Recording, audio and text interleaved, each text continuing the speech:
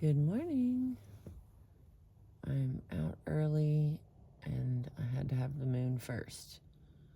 So I've brought you with me. I'm going to continue with living with asymmetry, opening lines of communication. An American woman set out for a vacation cruise and landed in a Turkish prison. Reading her book, Never Pass This Way Again, I could see that Jean Laperre's ordeal was an extreme example of the disastrous consequences that can result from cross-cultural differences in what I term conversational style, ways of framing how you mean what you say and what you think you are doing when you say it. Puppy dog is eating, so that's what the crunching is. Laperre's experience also illustrates, in an unusually dramatic way, the dangers of trying to avoid conflict and say no in a polite way.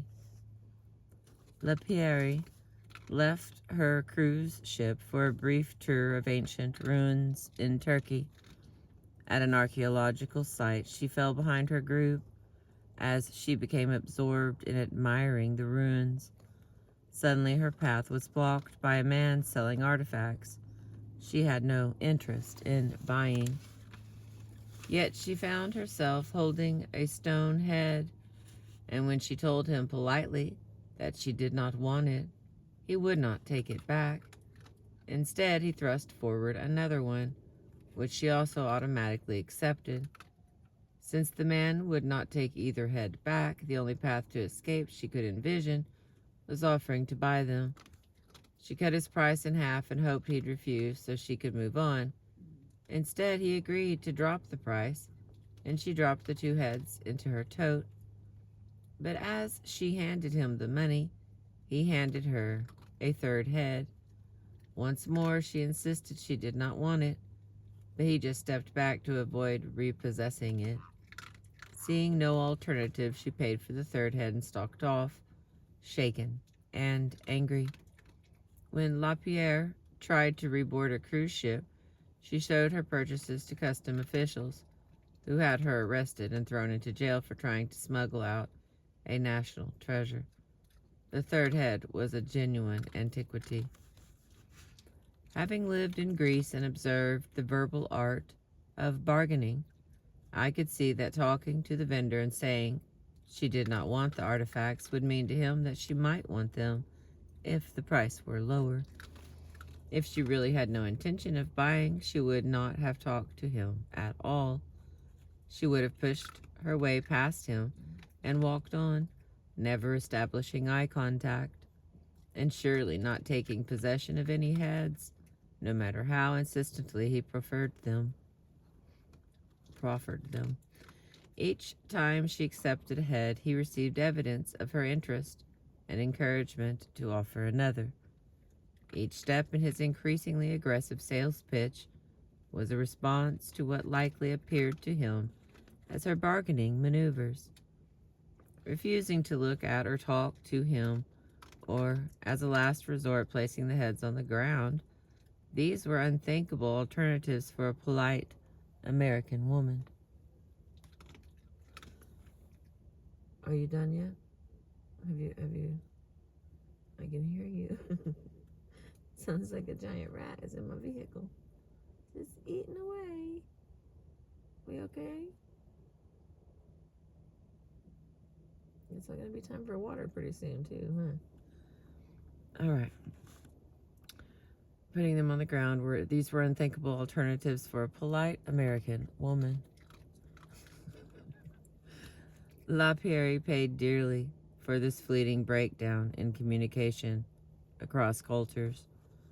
Though cross-cultural communication between women and men generally has less drastic consequences, the process of incremental misunderstanding by which it occurs is similar.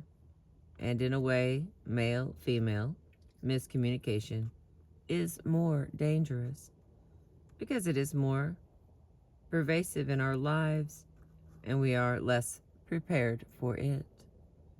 We expect differences when we talk to people.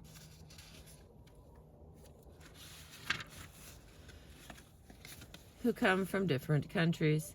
We have ways to think about such differences like customs and cultural assumptions, but we don't expect family, friends, co-workers, and romantic partners who grew up in the same culture and speak the same language to understand words differently and have different views of the world, but often they do.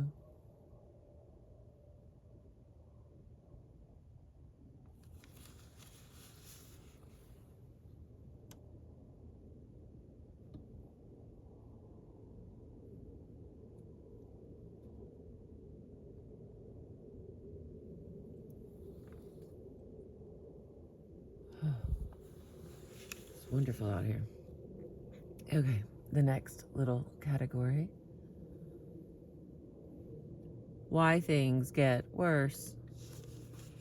Jean Lapierre's experience illustrates the process that Gregory Bateson identified and named complementary, oh my lord, schismogenesis.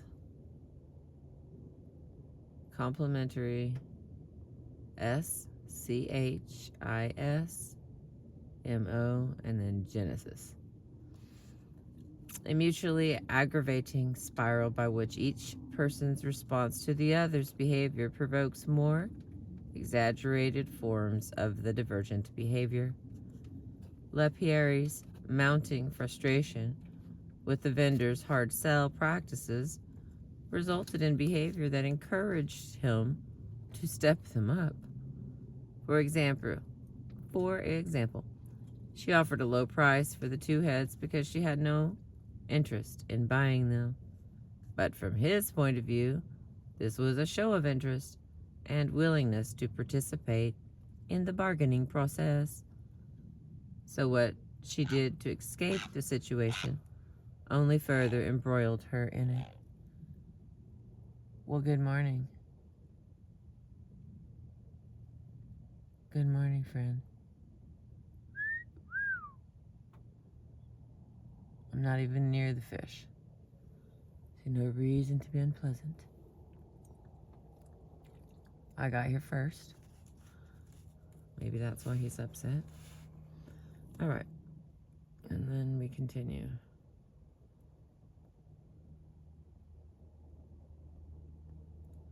So what she did to escape the situation only further embroiled her in it. Complementary schismosis commonly sets in when women and men have divergent sensitivities and hypersensitivities. For example, a man who fears losing freedom pulls away at the first sign he interprets as an attempt to control him. But pulling away is just the signal that sets off alarms for the woman who fears losing intimacy. Her attempts to get closer will aggravate his fear, and his reaction, pulling further away, will aggravate hers, and so on. In an ever-widening spiral, understanding each other's styles and the motives behind them is a first move in breaking this destructive circuit. In the next category, inequality begins at home. Another reason that gender differences are so much more troubling than other cross-cultural differences is that they occur where the home and hearth are. We all sense that stepping into a vastly foreign culture involves risk. That's why there's a thrill of adventure associated with foreign travel. But we expect to be safe in our own homes, and there we expect to be equal. Sociologist Irving Goffman points out that inequality due to differences in race and ethnicity disappears when people of the same race or ethnic background close the doors to their own homes. But in private, personal places that we cherish as havens from the outside world, inequality based on gender comes into its own. Not only... Ooh, got dark fast.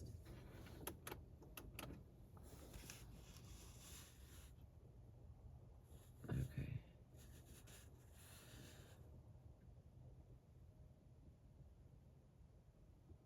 Not only do we not escape such discrimination in our most intimate relationships, but we can hardly conceive of them apart from gender-based alignments that are inherently asymmetrical, implying differences in status. We cannot take a step without taking stances that are prescribed by society and gender-specific. We enact and create our gender and our inequality with every move we make. And the next one, physical constellations. How lovely to be in the dark. Alrighty. A woman and a man showing mutual affection cannot do it in the same way. When a man and a woman walk down the street, embracing, his arm is around her shoulders, and her arm rests on his waist. If their stance is more casual, his hand may rest in his pocket as she holds on to his arm.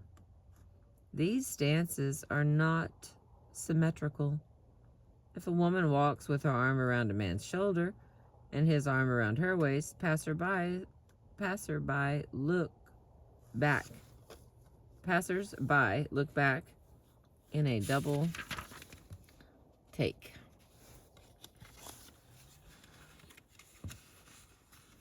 If a woman keeps her hands in her pockets while a male hooks his hand onto her arm, or she has her arm on the shoulder of a man who has his hands in his pocket, chances are the woman is a mother and that the male is her child.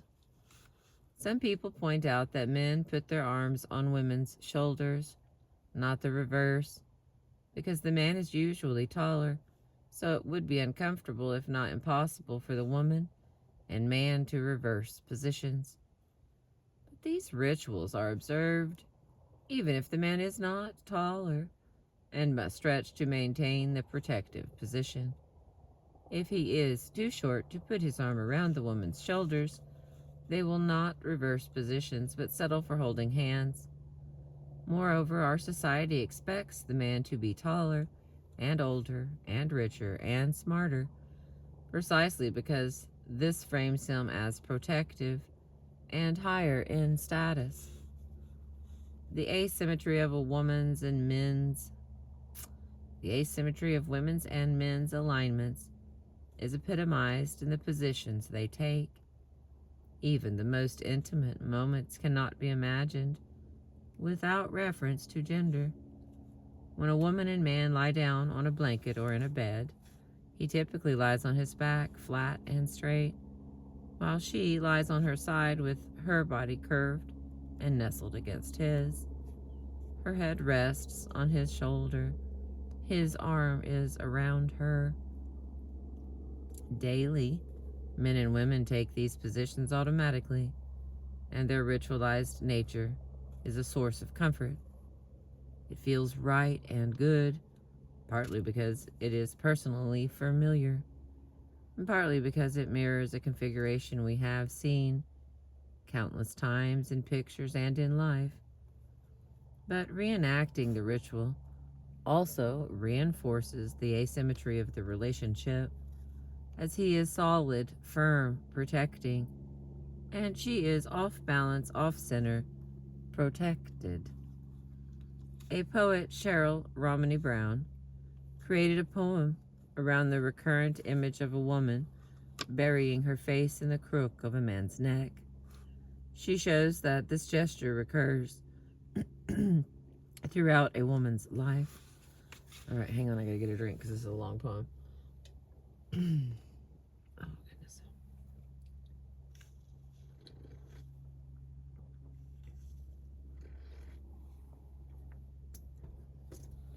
I feel you, Gold Dog. I feel you. All right, here we go. In the crook of his neck is the title. Fine hairs on his shoulders gleam like epaulettes, reminding me of silk. Mulberry threads Penelope used for tapestries spun, waiting for her hero to come home. We women always long for men to step out of a myth or a Marlboro ad. It begins all over again as he caresses my back. I inhale the scent, begin to relax. Once more I become a defenseless girl, wanting only to close my eyes, bury my head in the crook of his neck. How old was I the first time? Possibly 3. It happened when Daddy came home. Please hold me, protect me. Werewolves are out, their eyes burning hot. If you don't, I know I will die. I closed my eyes, buried my head in the crook of his neck. When I was 16, ripe but pure, down by the arbor on a hot summer night, my first beau's lips brushed mine. My hero, your Juliet's here, pink tulle bound, my heart. I closed my eyes, buried my head in the crook of his neck. I am a grown woman, mother of men. Experience fades, memory stills. If only for a moment, I am saved. My hero is here for maybe an hour, willing to do battle, kill all my foes. Illusions, myths, whatever is true. I close my eyes, bury my head in the crook of his neck.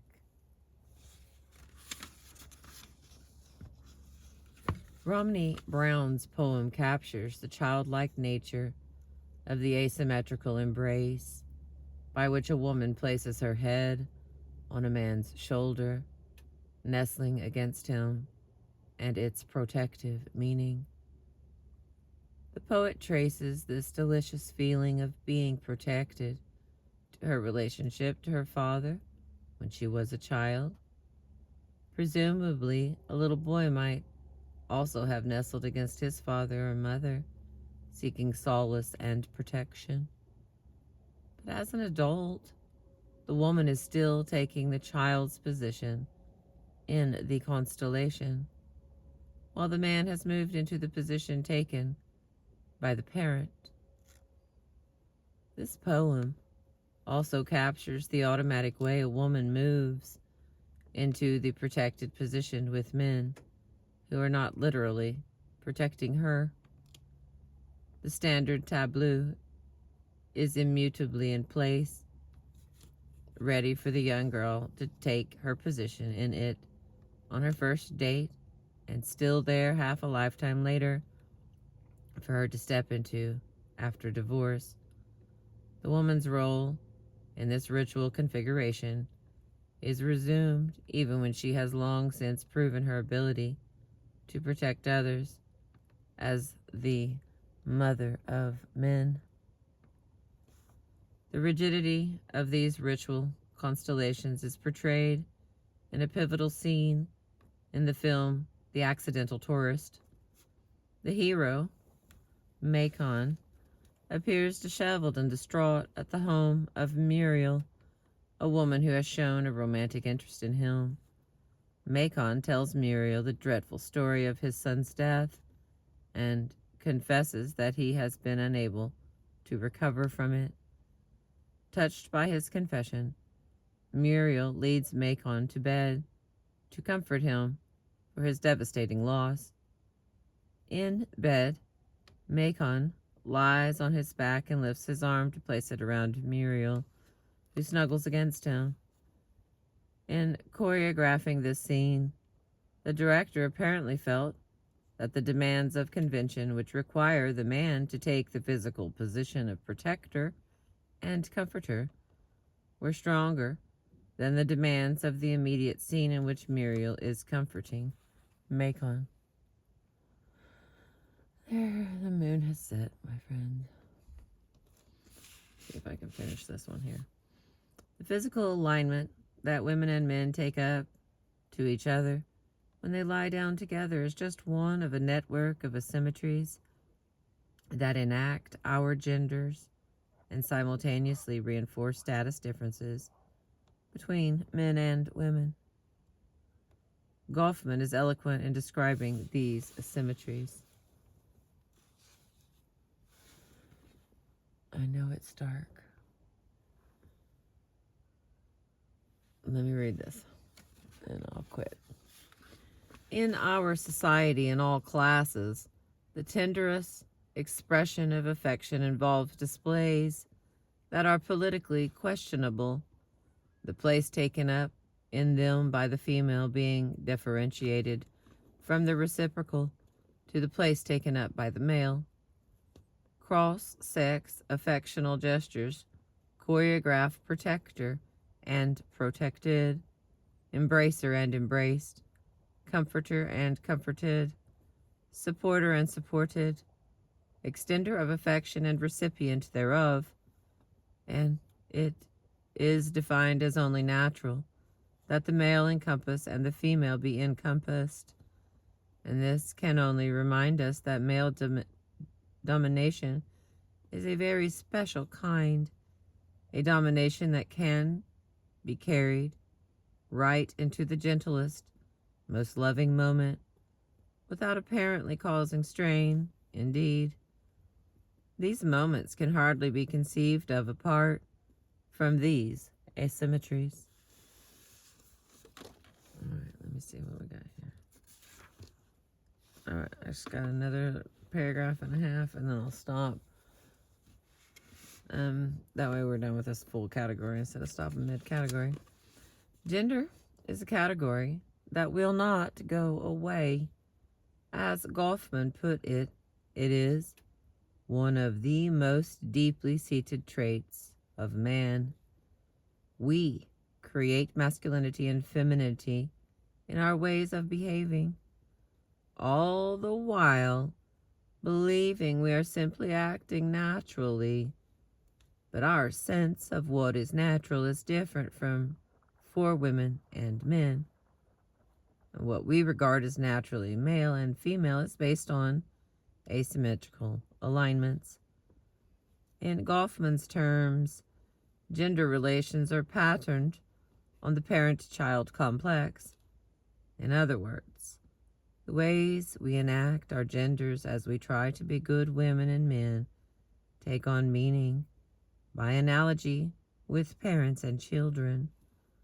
Goffman points out that men are to women as adults are to children, loving protectors who will hold open doors, offer the first portion of sweets, reach high shelves, lift heavy loads. But along with the privileges of childhood come liabilities. Children's activities are interruptible, their time and territory expendable. Along with the privilege of being protected comes the loss of rights and not being respected and treated like a full-fledged person. Being the protector frames someone as competent, capable, and deserving of respect. Being protected frames one as incompetent, incapable, and deserving of indulgence. All right. I'm going to stop there because it's dark. And the next will be Asymmetries in Conversation. I only did it for you. Boy, that's going to be good. I can feel it in my cold bones. I appreciate you. Thank you for letting me read to you. You know what I'm reading, because it'll be in this playlist. You Just Don't Understand by Deborah Tannen, PhD. I hope you have a beautiful day. I appreciate you.